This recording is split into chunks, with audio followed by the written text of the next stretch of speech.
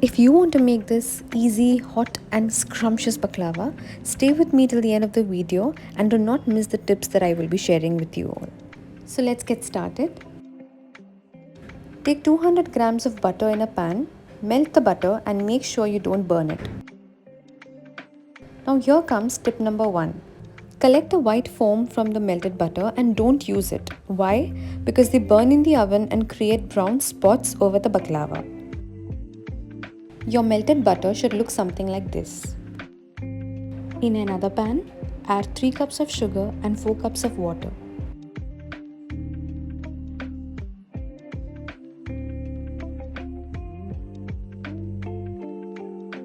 Keep stirring in between to prevent the sugar from sticking to the bottom of the vessel.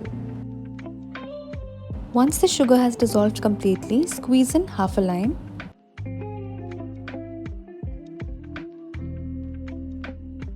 Now in goes 1/4 teaspoon of rose essence. This is the consistency that we require, where the last drop of the sugar syrup feels kind of heavy but doesn't feel very sticky. Now take 200 grams of pista and coarsely grind it. Your ground pista should look something like this, not too powdery and not too chunky. Since the size of the phyllo sheets are too big, we will have to cut them according to the size of the dish. Make sure to use a very sharp knife to cut the sheets. Now comes the layering part. Brush the unsalted butter on the base of the dish. Now for tip number 2, if you need crispy baklavas, this is the method that you will have to follow. You need to brush the sheets after every 2 layers.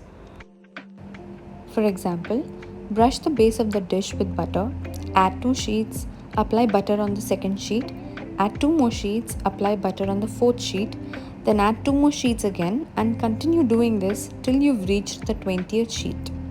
So you've got to apply butter after every 2 sheets. Now once you've reached the 20th layer, at this point you need to add the ground pistas.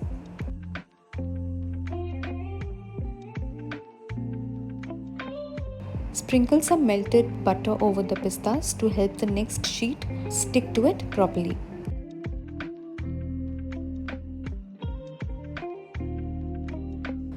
Now here comes tip number 3. Once you've added the ground pistas, you will have to apply butter after every single sheet, which means sheet, apply butter, second sheet, butter, third sheet, butter, and continue doing this till the last sheet.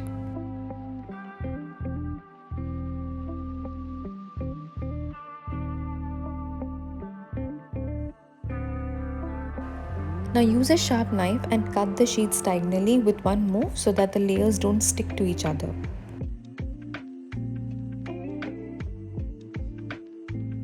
Once this is done, apply the butter over the sheets one last time and pop it in the oven at 200 degrees Celsius for 30 minutes. Can you see how perfect it looks already?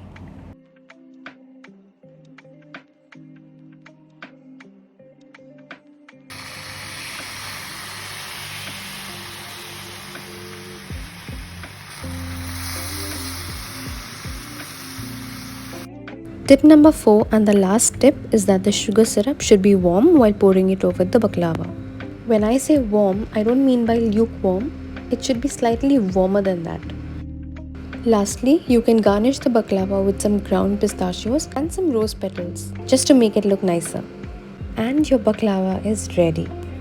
Trust me, this is a recipe worth trying. So please do try this recipe and let me know how it turned out.